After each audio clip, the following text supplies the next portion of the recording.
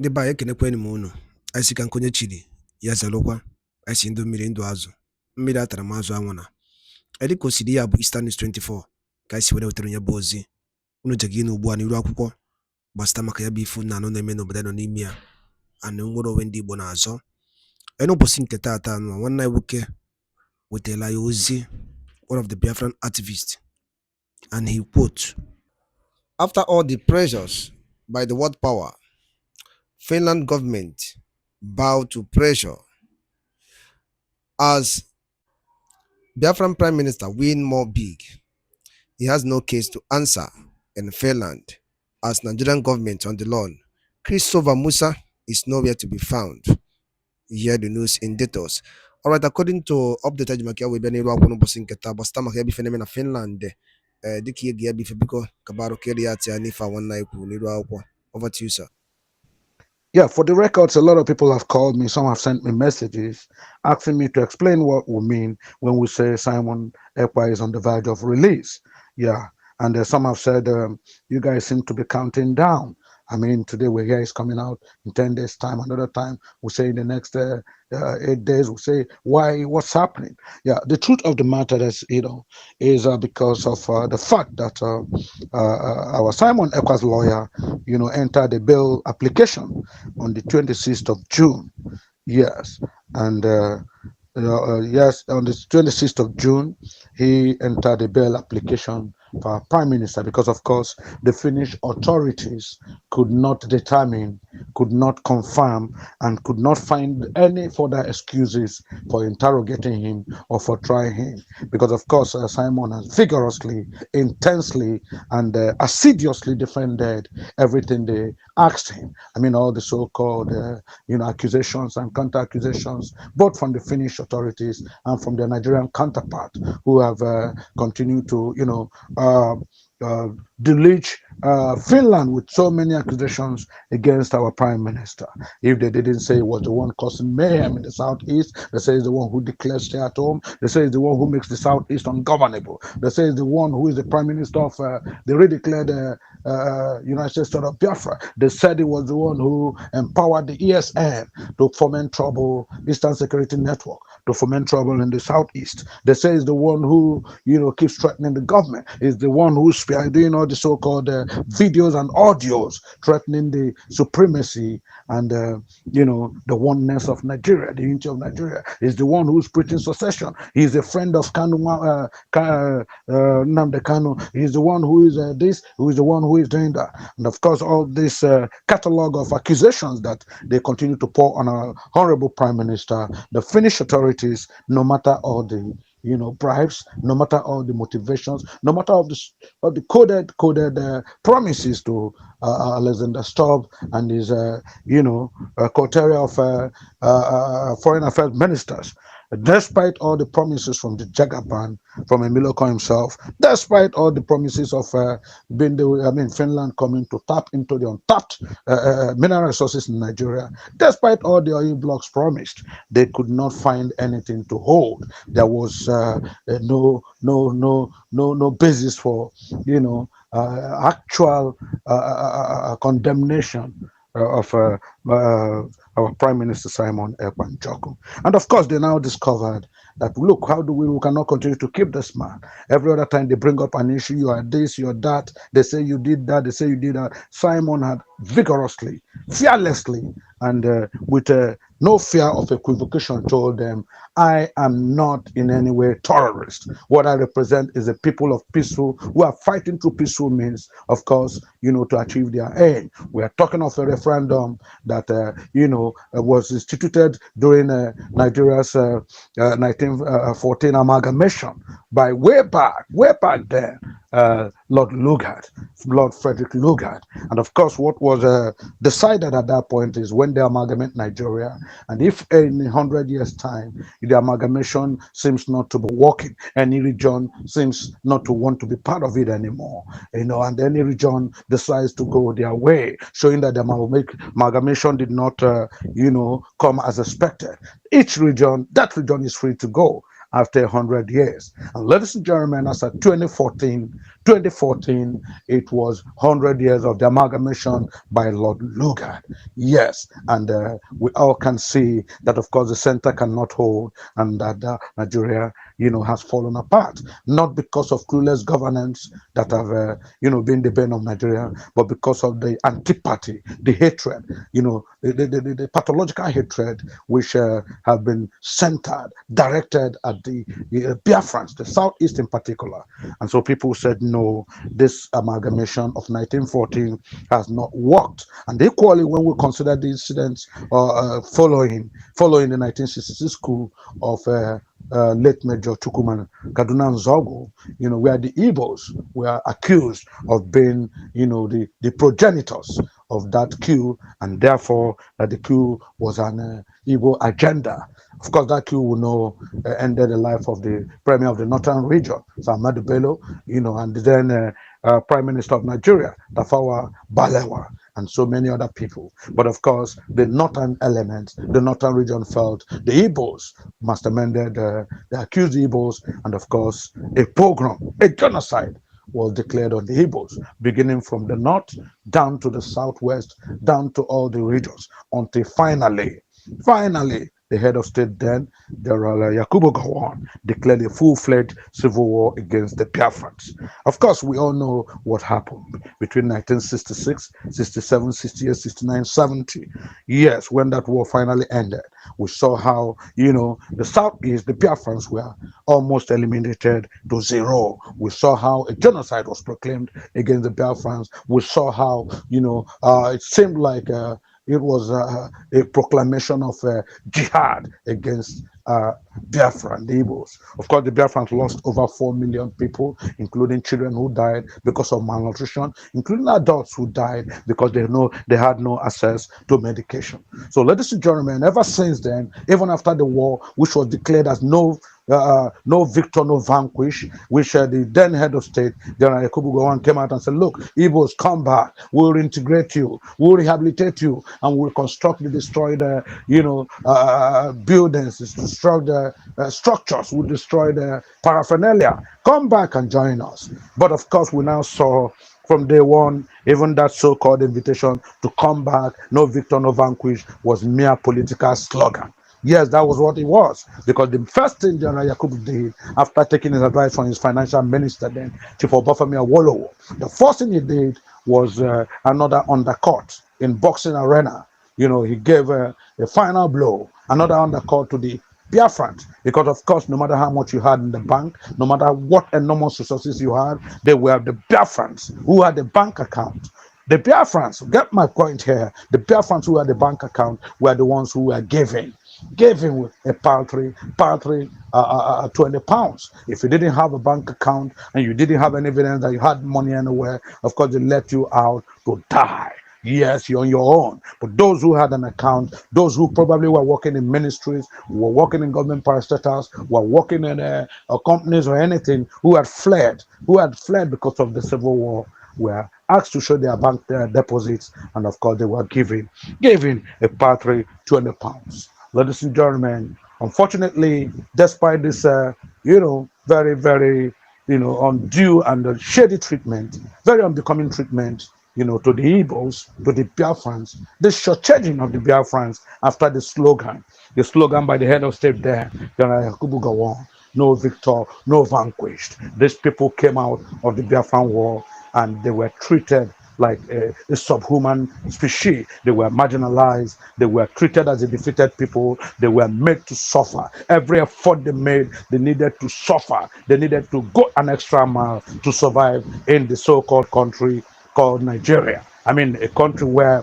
they represent a very important aspect, a very important foundations of the amalgamation of Nigeria. The country they fought vigorously, especially people from the Biafra, extraction, who fought vigorously, to achieve independence. We were now made, the Biafrans were now made to play a second fiddle. Of course, this is what Mazen Namdekanu was talking about. This is what Simon Ekpa told them. He said, look, I didn't come hoping to kill anybody. I never said anybody should be shot. I never said burn any police station. I never said make any part of Nigeria ungovernable. What I only said was that I brought to, the full glare of the public. I brought to the full glare of the world the inequalities my people suffer, the subjugation of my people, making them feel like a second fiddle. I wanted to make the world realize that the Indian, the Biafrans are formidable people who deserve, a right, to live and let live. We wanted to bring to the fore. That's what I represent in the United States of Biafra. We wanted to bring to the fore the human treatments, the several multiple taxations, the deliberate effort by the Nigerian people to subjugate Biafra. We wanted people to know that if you don't want Biafrans to coexist with other Nigerians, if you don't want them to achieve like every other person, if you don't want them to develop their regions like any other person, if you don't want them to assume political positions like any other group, like the Yorubas, like the Hausas, then let them go. Because of course, Simon Ekpa told them in the Finnish call, how can you look at the situation? We have three regions, three major regions, the North, the Southwest, and the South. Of course, the South and all these minority regions are there. The three major regions. One region, the North, has been producing leadership. They have been enjoying political patronage. They have been having all the political leadership back to back several years since independence. Beginning, of course, with the late Prime Minister Tafawa Balewa. It has been a consistent, it has consistently gone to the North. This one goes, this one comes in, this one goes. And when a little effort wants to come towards the Southeast or any other region, the northern elements in the Nigerian army will cause a queue. They will bring up a queue, and of course they continue. One Hausa man, one Fulani man, one Nathan man to the other. And when they felt Nigerians had complained enough, when they felt people had said, look, enough is enough. This country is not owned by the jihadist Fulani people. Of course, even though they have told you, Mandofodio told you, you are born to rule. But of course, there are other regions who make up, this contraction called Nigeria. It would deserve a chance at leadership. Of course, nobody said anything until, unfortunately, the demise of late Ramat Mohammed, who unfortunately died few months after taking over power from General Gowon. He died, and they now were forced to put Obasanjo to take him, a man from the Southwest. But of course, Obasanjo tried his own way. Said, look, I cannot continue like this. Nigeria cannot continue to be lopsided. Leadership cannot continue to be lopsided. Obasanjo brought in, said, look, let's have an election. Let's bring back Nigeria into a democratic setting. Of course, once again, it went to the North. President Shehu Shagari. After him, it kept going to the North. When it could have come, of course, when MK Abiola in 1983 election said, look, I want to take over. I want to fight for Nigeria. It's my turn this time. Unfortunately, that election was annulled when it was obvious Chief Moshood Abiola was winning. And of course, what they now did when the Yorubas, the Oduduwas, created mayhem for Nigeria, created all kinds of problems for this country, including the June 12th brouhaha, where a lot of Southerners again, especially Biafrans, were killed because of course attacks were coming from right, all right, left, right, and center, and they were foisted on a gun. Who carried the brunt? It was the Southeast people, the Biafrans. We all had to scamper again, run from our different regions down to our localities. But of course, Nigeria compensated the Southwest when the Southwest said, no, we will not be part of Nigeria again. You have killed our son. It was a good election. It was a fair election, and MK Abiola won it. This election was superintended by an unbiased umpire. Yes, the NEC chairman then, Professor Humphrey Nwosu, and he, from the so-called results that he declared before he was forced, disgraced, manhandled, abused, assaulted, and forced to stop declaring any elections, that MK Abiola was winning. If you don't give us our chance, we'll make Nigeria ungovernable. We'll demand for our Duduwa state to your tent, all Yorubas. Of course, that was when the so-called northern elements again who feel they are born to rule, who feel they own Nigeria, decided this time to have an election, and they brought in the man who, was once a head of state, the man they trusted, of course, to give it back to them. They brought Chief Olusegun Obasanjo this time as a second, another second-time president, this time democratic setting. And of course, as soon as Obasanjo was going, he handed it back to the north again, to President Yaradua.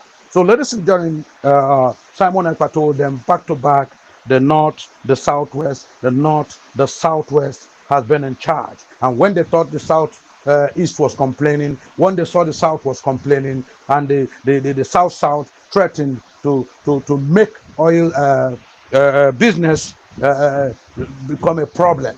They wanted to destroy all the oil rigs. They wanted to destroy oil flourishing business in Nigeria. Of course, the Nigeria knew it will affect OPEC quota. Of course, he knew it will affect their income. They quickly, stampededly handed it over down to President Ebere Goodluck Jonathan, who said his name is also Azikiwe.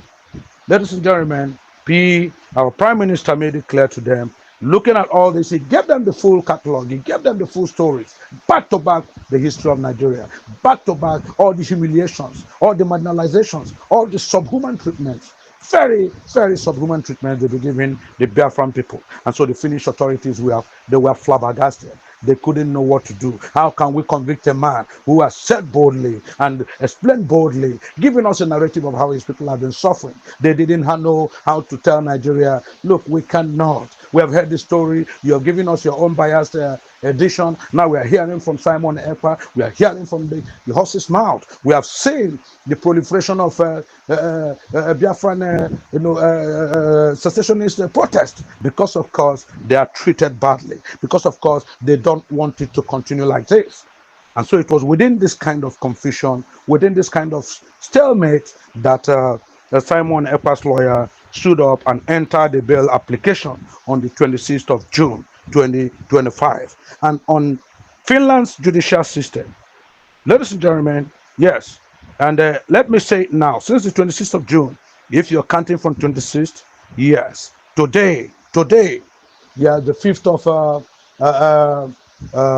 today the 4th of July 2025, will make that 14 days, yeah, let me take this here clearly.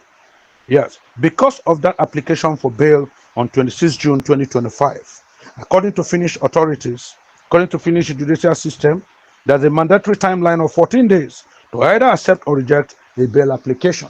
So let's get it straight. We have 14 days maximum mandatory timeline. If you don't accept the bail condition, if you don't reject it, then the gentleman will be fully released and declared not guilty. So that is what we are counting. So far, so good. Nobody has convicted Simon Ekpa. So far, so good. Our own indefatigable, fearless, bold, highly cerebral Prime Minister is still there. But of course, the days are counting, and it's remaining 6 days to go. 6 days to go. Yes. If they don't accept it or reject a bail application, 6 more days, and that person is set free. So, ladies and gentlemen, I took pains to give you this blow-by-blow account of how it is, of what is happening, especially because the Finnish judicial system is an advanced one. It's not like Nigeria where the judiciary can be compromised. It's not like Nigeria where you can call a judge handling a case and you tell him you have a call from above. It's not where you write to a judge and tell him, hey, how you doing? You're handling this case, forget it. Give me your daughter's name. Give me your granddaughter's name. I bought a property in Paris. I bought a property in Los Angeles. I have a property for you in London. In fact, I bought you choice properties in UAE. Yeah, in Dubai. So this matter has to go this way, has to go that way, but not in Finland, not within the Finnish judicial system, because these are people who, yes, they are not, you don't call them a third world country. Finland belongs to the Committee of Nations that you can call an advanced country, and it belongs to the European Union, and it's a formidable part of the United Nations, and they know the rules, they know the important steps they must take. that at every point in time, justice, fairness, and equity must be maintained. And of course, that anybody who shares, their citizenship, no matter if it's a dual citizenship, no matter if they have a citizenship in any other place. For instance, Simon Ekpa has is a Finnish citizen. He carries their card, he carries their passport. And so they know they must give him his due. They must recognize that he has fundamental rights that should not be trampled upon. They know that any matter concerning him, the rule of law must be upheld and be seen to be upheld. And of course, Alexander Stubb knows that the 47th president of the United States, amongst other prominent people in the world, are interested, very much interested, to see where this trial is headed to. Yes, Mr. Donald Trump, the fiery, the bull in the China shop, the man who has declared himself the number one president of the world, the man who said, anywhere injustice is done, anywhere I see that people are trampling on justice, anywhere I see that people, are not following the rule of law, take it or leave it, America must be involved.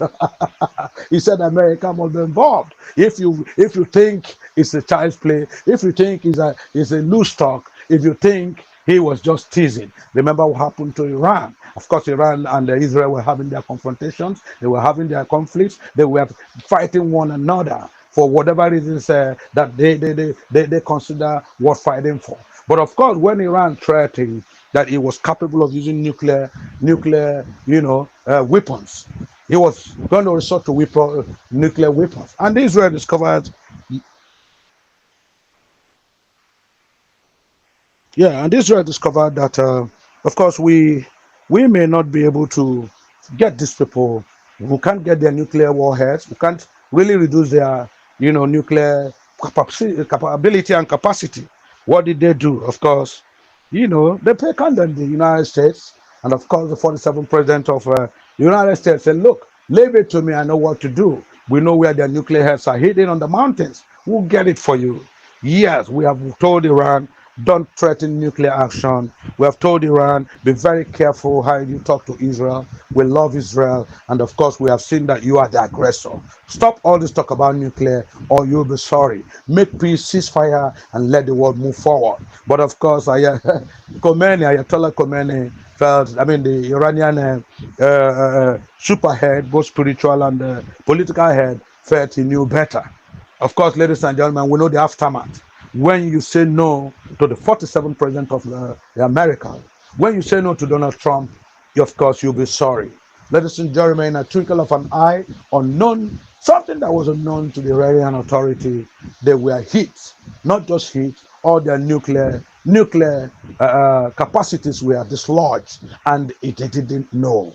It didn't know. It happened at the blink of an eye, and when the whole atrocities have been committed, the bomber planes, the invisible, the stealth bomber planes had gone, safely returned to their base. That was when it occurred to Iranian authorities that indeed something has happened. Indeed, somebody has hit our base. And finally, they found out it was United States of America. So United States of America has told Alexander Stubb, we're interested in this matter because we can see that pari passu, Mazi Nnamdi Kanu is being tried in Nigeria because of the same reasons, because of the same Biafra agitation. And now you're holding this man in Finland for what purpose? Because of Biafra agitation. We have known what Dr. Ngozi Orabueze is doing here in the United States, talking about the United States of Biafra. We have seen where the agitations are leading to. They are not happy. They are not happy at the subjugation that people have faced. They are not happy at the subhuman treatment. They are not happy at the multiple taxations. They are not happy at how difficult it is for the Biafran people to survive in a country they should call their own. And so America, the 47th president of America, has said America is looking closely at Biafra, and they have seen that Biafra has a point. They have seen that yes, indeed, these people have been marginalized. They have seen that yes, the Nigerian government is using so much might, much like a hammer, using a hammer to kill a fly, as far as the Biafra agitation is concerned. And they are worried why this man who claimed Emilokon, it is my turn, this man who claimed to be a Democrat, who fought for his people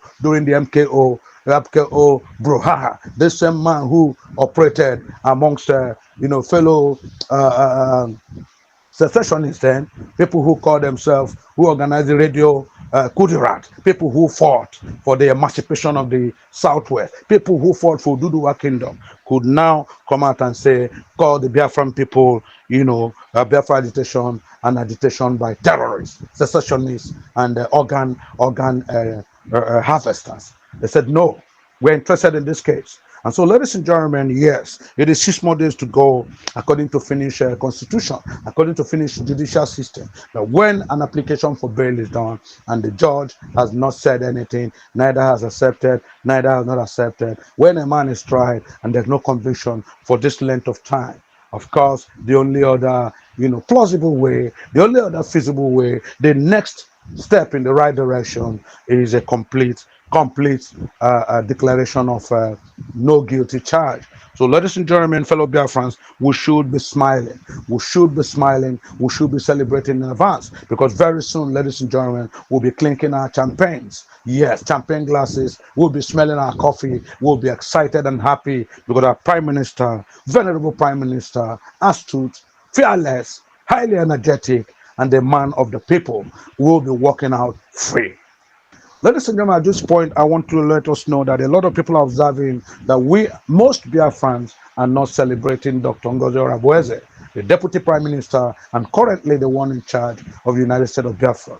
I want to make it abundantly clear to us that you cannot be fighting a war, you cannot be fighting for liberation, and you are still at the other side confusing your people. We must face one thing at a time. It's either we're for Biafra or we are down for the zoo. We should not be interested in 2027 mandate of the zoo government. We should not be interested in 2027 agenda of the leaders, the governors of the Southeast, who are dancing naked every day just to impress the Jagaban. We should not be interested in politicians like Ojukalo, the senators, like all these governors who keep because they want to remain in power back to back all their life. They have decided to smear their hearts with hot iron, and they've turned their back on the Biafran people, on their people, and the Biafra agitation. Ladies and gentlemen, we must rally around Dr. Ngozi Orabueze, because she needs us now. She is working vigorously to liberate Biafran, working vigorously to achieve the redeclared sovereign United States of Biafra. She's doing everything possible. She had held talks, with Finnish authorities. Finnish authorities is telling them, look, you are holding our man and it's unlawful. The man has done nothing. I've taken over from him. I'm not telling anybody to kill anybody. I'm not a terrorist. Biafra is not about terrorism. It's not about, it's about a people's collective will to be free. It's about a people's collective will to live and let live. It's about a people who say, look, if we are not wanted in an amalgamated country, that we form one of the very principal foundations, at least one of the super foundations of that amalgamation. If we fought for independence and they're still treating us like second fiddle, like conquered people, after saying the Biafra Civil War, where they eliminated over 4 million of Biafran children, Biafran elders, Biafran sick, Biafran soldiers, Biafran people, and they still cannot say, look, you guys deserve to live. Then to your tents, O Israel. Ladies and gentlemen, support Dr. Ngozi Orabueze. Support the redeclared United States of Biafra. And together we shall achieve a unified, sovereign United States of Biafra. Ndị ba ngwadalụ ndị na-enedukwu si wee gee ya bụ ife wetelu n'ụbọchị uruchi nke taa. Anyị ga-anapụ nnukwu nri ya tinye gbasịta maka ebe ife ndị a niile ụmụnne wetara anyị. Gwa ifu nche n'udo nke unu. Ngwanụ ka emesịa na ụmụnne m.